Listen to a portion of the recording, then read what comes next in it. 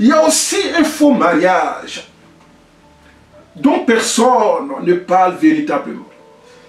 Ou bien dirais-je, un faux mariage dont beaucoup de serviteurs et de servantes de Dieu se méfient et n'ont pas envie de parler pour éviter de scandaliser. Car beaucoup d'entre nous aimons bien parler de Dieu, mais très peu ont le courage de parler de la part de l'Éternel, notre Dieu. Je m'explique.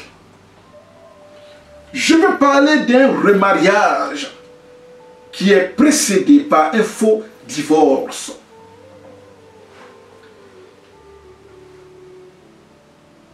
C'est-à-dire qu'une femme regarde son mari, avec qui elle est légalement mariée devant Dieu et les hommes. Mais parce que ce dernier ne lui plaît plus, parce que ce dernier a perdu son boulot, ou bien ce dernier ne fait plus l'affaire, et j'en passe, et j'en passe. Elle dit non, mais je ne veux plus de toi. Je veux voir ailleurs. Et malgré les supplications du mari, la femme un jour prend les bagages, souvent même part avec les enfants, ou bien souvent même les laisse pour avoir les mains libres, et puis elle va se remarier. Sauf, ou bien sans qu'il y ait un adultère qui a été consommé par le mari. C'est-à-dire un divorce par émotion.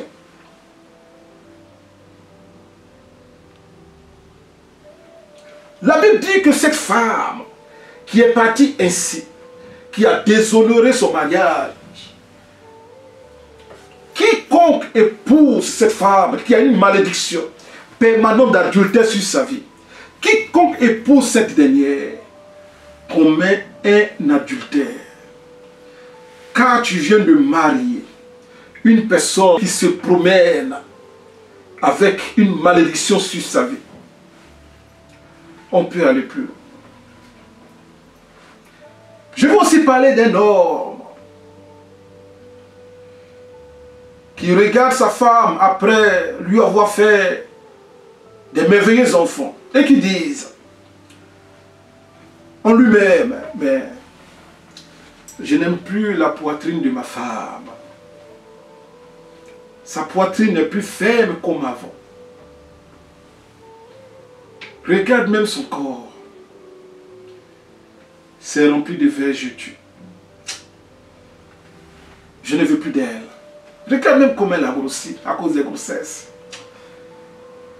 Je vais aller voir ailleurs.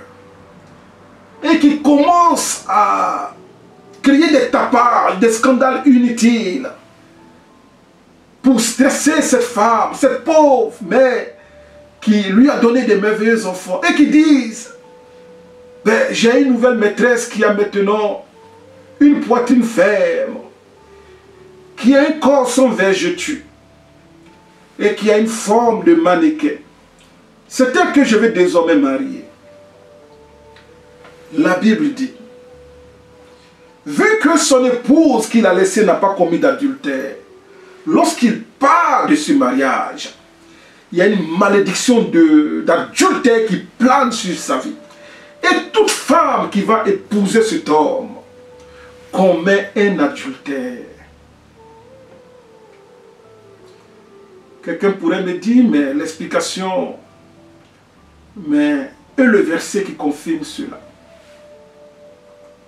Matthieu chapitre 5, verset 31 à 32.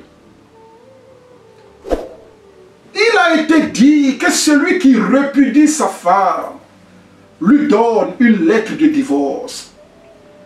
C'est-à-dire tu n'aimes plus ta femme, mais tu lui donnes une lettre de divorce et tu lui dis pars. Ben, le Seigneur dit ici, en Matthieu chapitre 5, maintenant au verset 32, mais moi, je vous dis que celui qui répudie sa femme, sauf pour cause d'infidélité, l'expose à devenir adultère. Pourquoi? Mais elle n'a pas commis une infidélité. Alors c'est lorsque tu la chasses maintenant, que tu l'exposes à aller coucher avec un autre homme. C'est justement en ce moment précis que tu exposes cette pauvre femme à devenir adultère, parce que c'est toi qui, devant Dieu, est son mari. Alors je continue.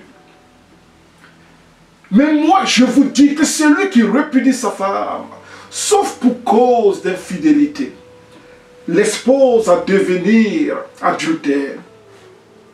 Et que celui qui épouse une femme repudiée commet un adultère.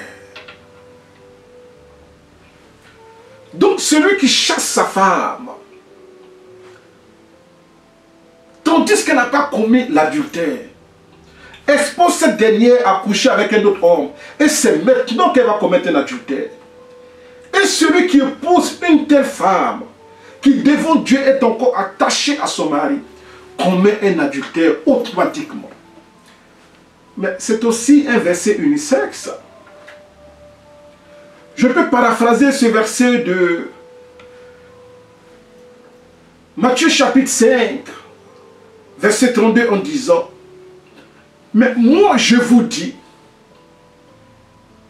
que celle qui se sépare de son mari, que celle, la femme qui se sépare de son mari, sauf pour cause d'infidélité, expose ce dernier à devenir adultère, parce que un mari dont la femme part, mais s'il a des pulsions sexuelles, il fait comment?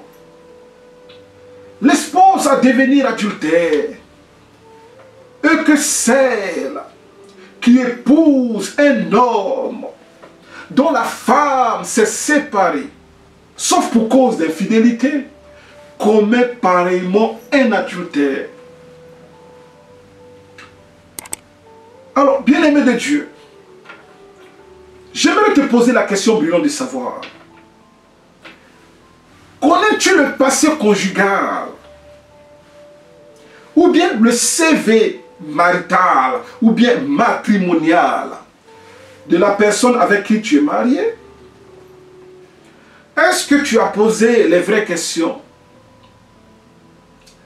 Ou bien pour toi, tout était hors question parce que pour toi, tu veux te marier et tu t'en fous du reste? Voilà pourquoi disais-je tantôt que voici des versets que les gens, lorsqu'ils voient, ils font semblant de dépasser rapidement, mais parce que les prêchés vont créer un scandale dans leur assemblée. Des prédicateurs qui aiment marier les gens par prophétie. Oui, toi, oui, toi qui en veste, oui, toi. Oui, lève-toi. Dieu me dit que tu vas marier ma fille. Ma fille, lève-toi. Dieu me dit que tu vas marier ma fille. Ma fille, voici ton mari. Mon fils, voici ta femme.